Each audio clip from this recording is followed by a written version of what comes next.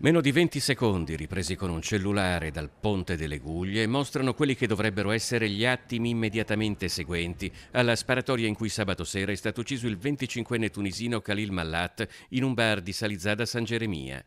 Poche ore dopo ci sarebbe stato l'arresto del 33enne veneziano Raffaele Marconi da parte dei carabinieri. Il video sta girando per i cellulari di mezza Venezia ed è stato ripreso da diversi mass media. Un uomo percorre Rio Terra San Leonardo in direzione Rialto. Siamo a pochissimi metri dal luogo della sparatoria. In braccia quello che appare il fucile a canne mozze utilizzato nel delitto.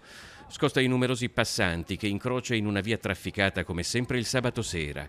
Nei primi fotogrammi si riesce anche a leggere l'ora per una brevissima e casuale ripresa di un orologio, più o meno le 23:20. Di fronte all'uomo che si allontana c'è una seconda persona.